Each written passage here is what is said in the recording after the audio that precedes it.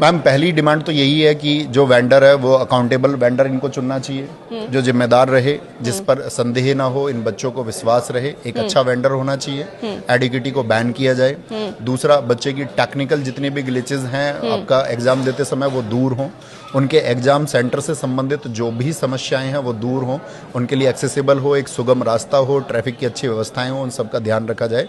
और जो लोग वहाँ एग्जाम को कंडक्ट करा रहे हैं वो प्रशिक्षित लोग हों, वो लोग जानते हों कि एग्ज़ाम कैसे कराया जाता है, उनको इस सब के बारे में जानकारी होनी चाहिए ताकि बच्चे का वो बहुत अच्छे से मनोबल बढ़ा करके उसको हेल्प कर पाएँ। एक कि उसको ऑड फील ना हो मैम वहाँ पर। एक तो हमारी डिमांड ये है।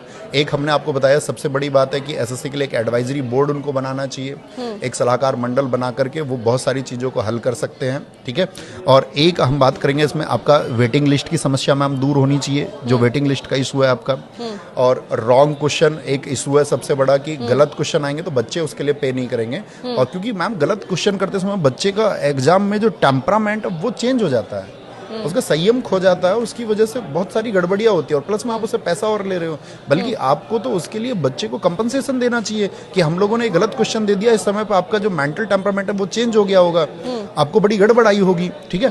एक एग्जाम सेंटर्स मैम चाहे चॉइस ज़्यादा हो, आपका एग्जाम सेंटर चाहें तो 3 से आपका 5 भरा ले, लेकिन बच्चे की चॉइस से दें जहाँ वो जा सकता है, क्योंकि वो उन्हीं को चुनेगा। ठीक है। बच्चे के साथ सेंटर पे किसी तरह का दुर्व्यवहार नहीं होना चाहिए।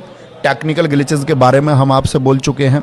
और जैसे मैम सबसे बड़ा इशू एक ये भी है कि किसी एग्जाम का अभी फॉर्म निकला, जैसे कि मान के चलिए आपका एसएससी सीजीएल का फॉर्म निकला, अब एसएससी सीजीएल की ज्वाइनिंग नहीं हुई और दूसरे फॉर्म आ गए, तो पहले ज्वाइनिंग हो जाए, दूसरे फॉर्म तब आए सब लोगों के, क्योंकि वो नहीं तो बार बार रिपीट करता रहता है, बच्चा एग्जाम को देता रहता है, उसकी जॉब को और कोई लोग लेते रहते हैं हमेशा।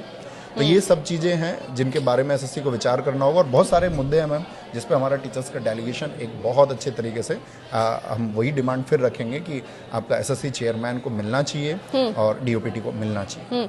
बिल्कुल। रणनीति क्या रहेगी आगे, बता दीजिए आप कि अगर ये जो प्रदर्शन चल रहा है इसी तरीके से, जैसे कि हमने देखा लाठीचार्ज हुआ है, डिटेन किया गया है, तो मतलब प्रशासन जो है साफ तौर पर तो इस बात पर अभी सीरियस नजर नहीं आ रहा है, तो आगे की क्या रणनीति रहेगी आपकी? इसी तरह से प्रदर्शन जारी रहेगा?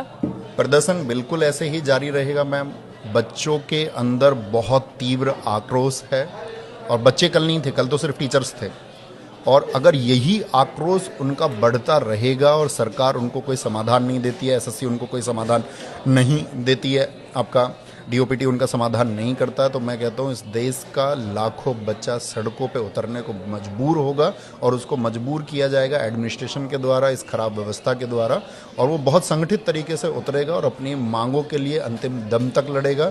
और लड़ना भी चाहिए। मेरा ये मानना है कि आपको अपनी अंतिम सांस तक अपने अधिकारों के लिए लड़ना चाहिए, क्योंकि बात सिर्फ रोजी और रोटी की भी नहीं है, बात उस सृजन की भी है जिसके लिए आपने मेहनत की है, अपने आप को आप कहीं देखना चाहते थे, जो मैनिफेस्टेशन आपने किया है। तो वो सब सपने जब जिस बच्चे के छिनते हैं तो मैम वो सड़क पर आएगा और वो संगठित होकर के आंदोलन करेगा और संवैधानिक तरीके से वो अपनी बातों को रखेगा।